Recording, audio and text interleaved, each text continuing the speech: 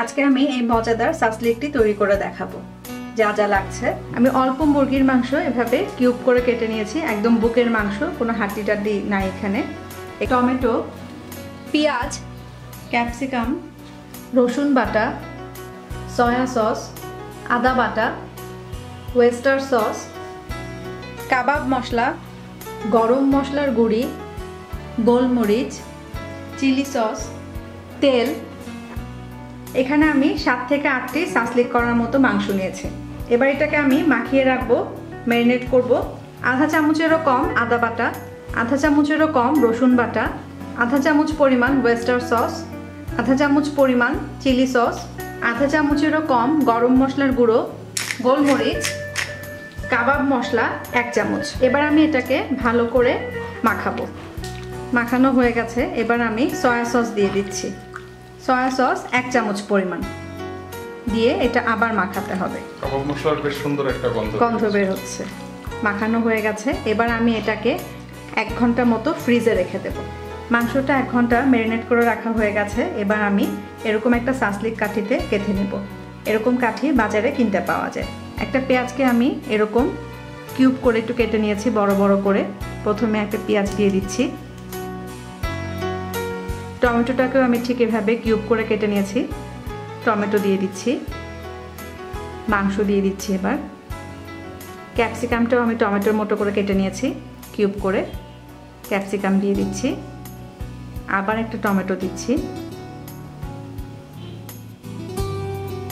এবার আবার একটা মাংসের টুকরো, ক্যাপসিকাম।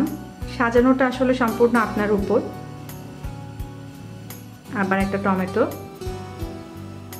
সব শেষে পেঁয়াজ। তবে এই পেঁয়াজটাকে আমি উল্টো করে কাটবো।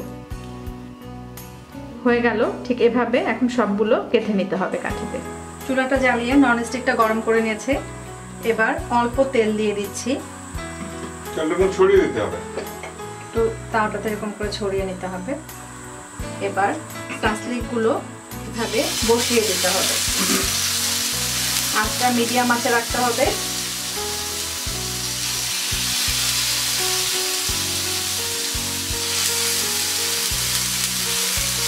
তেলটাকে আমি একটু এভাবে মাঝখানে এনে দিতে হবে।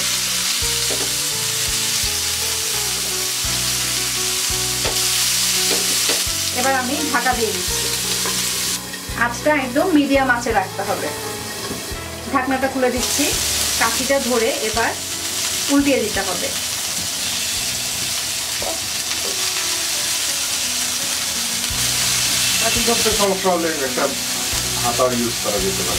হ্যাঁ, আঁচটা আমি কমিয়ে দিয়েছি। এবার একদম লো আছে। ঢাকনাটা খুলে দিচ্ছি। এভাবে চেপে চেপে দিতে হবে।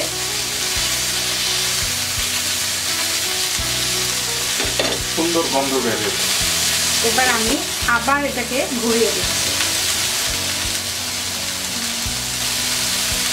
আবার একটু ঢাকা দিয়ে দিচ্ছি।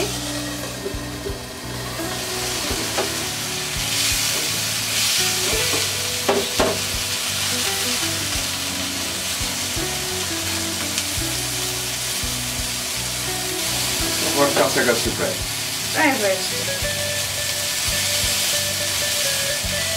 যেহেতু পেঁয়াজগুলো একটু বড় বড়, একটু এভাবে চেপে চেপে দিলে পেঁয়াজটাও একটু পোড়া পোড়া হয়ে আসবে। গাজর দিতে পারে, মূলা দিতে পারে, শসাও দিতে পারে। তবে শসাটা দিলে চোতাটা সহ দিতে হবে, নাহলে গলে যেতে পারে। এবার আমি চিলি সস এভাবে উপর দিয়ে দিয়ে দিচ্ছি। এবার আমি সসের দিকটা নিচে দিয়ে উল্টে দেব।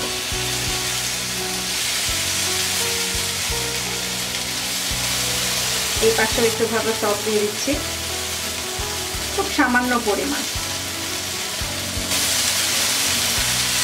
আবার উল্টে দিচ্ছি। এটা করার সময় তেল ছিটবে অনেক। হয়ে গেছে, চুলাটা বন্ধ করে দিচ্ছি। এবার একটা প্লেটে আমি সাসলিকগুলো তুলে নিচ্ছি। হয়ে গেল সাসলিক। বাসায় অবশ্যই করবেন, কেমন লাগলো জানাবেন। আমাদের ব্লগের নিচে কমেন্টের ব্যবস্থা আছে, কোনো প্রশ্ন থাকলে করবেন, আমি উত্তর দেওয়ার চেষ্টা করব। ধন্যবাদ।